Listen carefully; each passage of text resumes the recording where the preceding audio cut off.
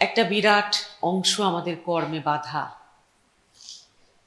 কিছু থাকে প্রারব্ধ, যা তুমি নিয়ে এসেছো, যার জন্য তুমি এমন এমন ঘরে জন্মেছ, এমন স্থানে জন্মেছ।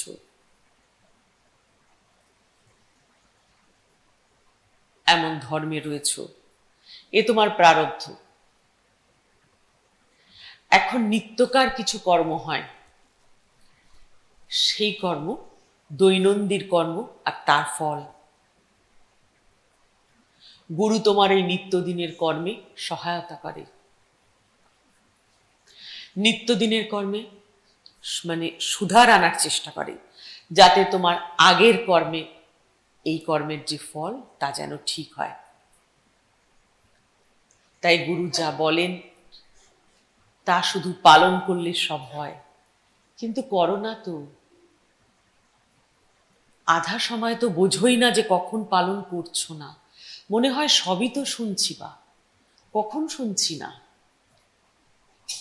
এই না শোনার অবস্থাটা বোঝাই একটা বিরাট স্টেপ।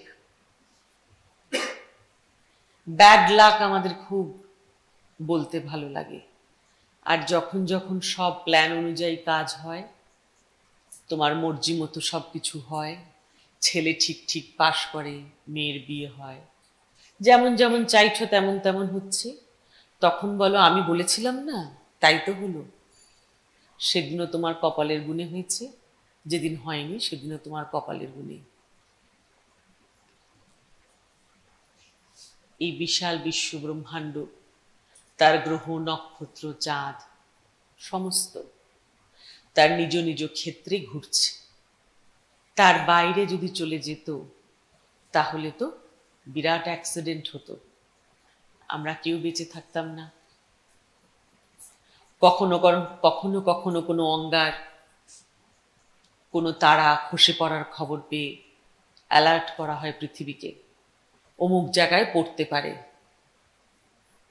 তার মানে সামান্য একটু বিচ্যুতি হলে এই বিশ্ব ব্রহ্মাণ্ডে এই পৃথিবী টিকবে কিনা ঠিক নেই।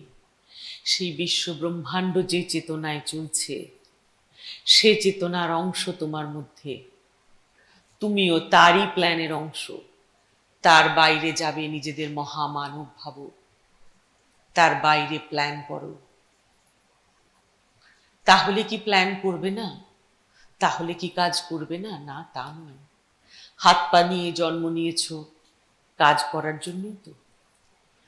কাজটুকুন করা তোমার হাতে, এমন হতেই হবে, এমন না হলে আছাড়ে পিছাড়ি মন খারাপ, এমন করে কিছুই হবে না, ও তোমার হাতে নেই। গুরু সর্বদা ঘুরিয়ে ফিরিয়ে তোমাদের বলতে চেষ্টা করে,